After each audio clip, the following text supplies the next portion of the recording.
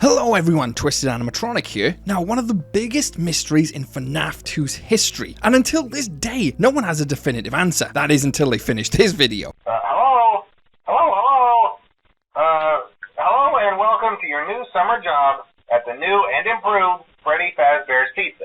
You see, this has always been a huge topic of debate, and it is whether or not the toy animatronics are actually possessed. And was the game secretly trying to tell us something all along? While using all the evidence, I have the answers, and well, it's not what you'd have thought. You see, throughout Five Nights at Freddy's 2, we see the toy animatronics attack the night guard. You know, unless he's wearing that mask, which seems to fool them completely. But that's something I'll come back to later, because there's far more going on here than meets the eye. Are they attacking the night guard because it's their AI? Or is there something darker going on here? Are they possessed? And if so, who would have possessed them? The spirits of the MCI, the DCI, or no spirit at all? And this is where things get interesting, because immediately we know that the toy animatronics were actually retrofitted with newer technology. That could totally dismiss the argument that the old withered animatronics, you know, the animatronics we see in the back rooms completely decrepit, which were from the original location, were not used in making up their endoskeletons, because they say retrofitted with newer technology. The withereds were older, meaning that the toys did not have the old parts of the possessed animatronics inside of them, right? Well, not entirely. Listening to Phone Guy say this. The idea at first was to repair them. They even started retrofitting them with some of the newer technology, but they were just so ugly, you know?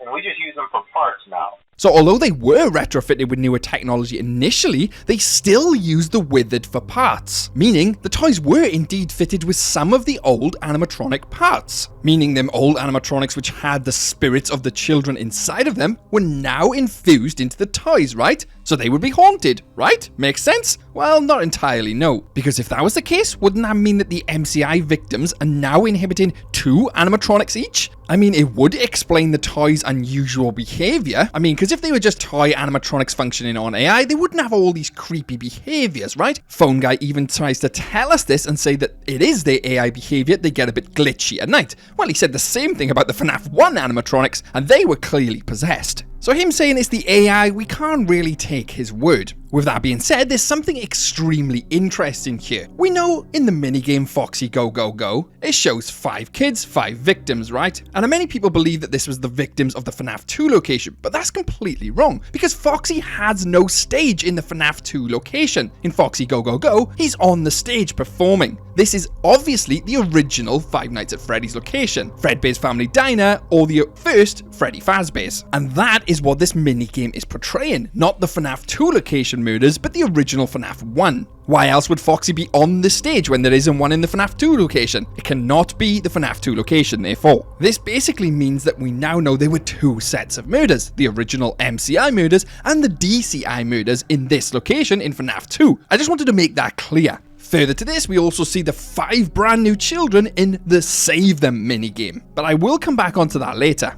So you see, the original MCI animatronics did have the children inside of them, well, their souls anyway. And further to this, in one of the teasers, it actually shows us something borrowed, something new, implying that again, the old animatronics were indeed used in the new toy animatronics. But if that was the case, it would mean the MCI victims' souls are now across the 2 sets of animatronics, which would be a first for the FNAF games. I think we're missing something here. Everything hints to possession. I mean, we have the silver eyes of Chica, we see the silver eyes in Freddy when he comes into the office. That is a clear sign of possession right there. It's 100% confirmed in the books, the silver eyes. And not only that, in Five Nights at Freddy's AR, there's a bunch of emails which are important to the lore. One of these emails details the mangle and how it's supernatural in its behaviors, because they see it climbing on the ceiling, and that's physically impossible with the laws of gravity and how much it weighs. Literally confirming Mangle is supernatural, therefore possessed, right? Well, it definitely seems like it, but are they possessed by the souls of the MCI? Well, let's take a look at this more in depth here. We have 100% evidence to suggest that the parts of the old animatronics were used in the toys, but that doesn't necessarily mean that their souls transferred over. But what it could mean is that the remnant remnant infused into the metal of the old animatronics has now carried over into the toys. This would explain their glitchiness. They're kind of being controlled by the AI and this remnant as well. That's why they get extremely confused when they see the night guard in the mask. You see, it's their AI on overdrive because they're connected to that criminal database, and now they have this confusion because of the remnant. They're literally super aggressive AIs. But then that doesn't explain why the phone guy says that someone came into the FNAF 2 location and used the suit, the yellow one in the back.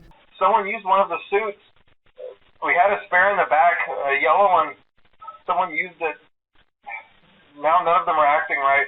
But this is extremely confusing because he says because of that incident, none of the animatronics are now acting right, implying that after that 5th night, that's when they get possessed or get remnant infused? Well, that's if you take the nights at face value. You see, we're assuming they take place on that night 5. They could have taken place a lot earlier. I mean, throughout the night, it's hinted that there's an investigation ongoing anyway. It doesn't mean that the sets of murders happened later on in the story. They could have happened before and only just got found out on that night. I mean, it's obvious they get found on the 5th night because on the 6th night, he gets all panicky. And on the 5th night, the lockdown occurs. Hello?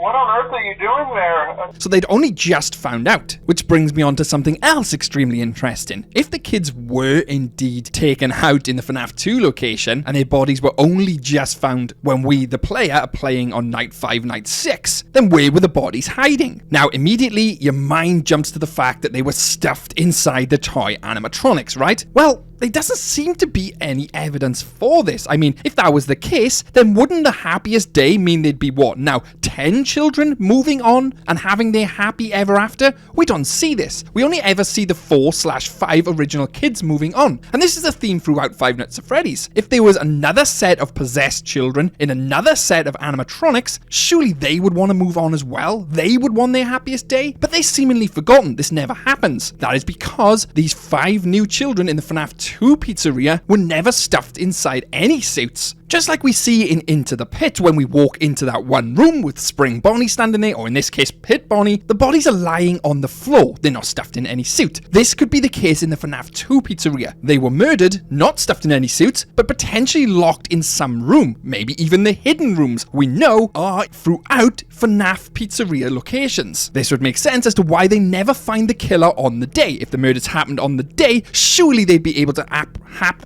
apprehend the suspect there and then, right? Or if they were stuffed inside of the toys, we'd have some visual indication that bodies were in there. I mean, the smell, the blood, just like the phone guy says in the FNAF 1 location that they kind of smell, they're stinky, that would be the case for the toys, right? But it obviously isn't here. There's something amiss. They're acting like they're possessed. They cannot be possessed by the souls of the DCI, and they're not possessed by the souls of the MCI. So what is going on? These toy animatronics we thought we knew, a complete lie at this stage. Well, at least somewhat. You see, we touched on it earlier, the fact that when you put the mask on, they are literally confused and decide not to attack you. Whereas if they were possessed, surely they'd be able to see through that disguise. I mean, the puppet can see through the disguise. We know she's supernatural/possessed, and we know Foxy can see through the mask, but that's because he's a fox, he's very cunning. But the others are fooled. That's because they're a mixture of AI and the remnant infused metal, which can basically influence/animate the object. It's not the same as possession. And we know that's the case that they have the remnant because they've been repaired with the parts from the withers. We've established that. So the remnant is inside of the toys, not the spirits of the DCI or the MCI. The MCI spirits remain in the withers. The DCI spirits were never there to begin with. They never possessed anything. They were just, unfortunately and horrible to say, killed for no reason. Hence why we never have to help these spirits move on. Why there's no happiest day? Because they're not possessing anything. This then confirms how the shadows came to be. Shadow Freddy and Shadow Bonnie. It was born out of the agony of them victims in the FNAF 2 pizzeria. That's why we see them from the FNAF 2 location. This is further backed up by the fact we only ever see 5 names of the victims. If there was another set of 5 kids being possessed and needing to move on, there'd be 10, right? So these toy animatronics we thought we knew are a complete lie. They were not possessed. They never were. Which then begs the question, what purpose did the DCI victims have? Did they serve no purpose at all? Were they just mindless killings? Well, at this stage it definitely seems so. And it further goes to cement how fragmented and warped William Afton became. Just killing for the sake of it. He didn't harvest their remnant or harvest anything from them. It was just mindless killing. Which makes the story of FNAF 2 even more tragic than we initially thought. And just like FNAF 2 where they close the doors on that pizzeria, I'm closing the doors on this theory. And if you enjoyed this, I highly recommend checking out my other FNAF videos such as why Toy Chica removes her beak in FNAF 2. And why is Foxy's location always out of order? The answers are on the channel. And if you enjoyed this, hit the subscribe button. It really does help me out and it makes sure that you never miss a video and we share these with the community. As always, a massive thanks to my members on screen now,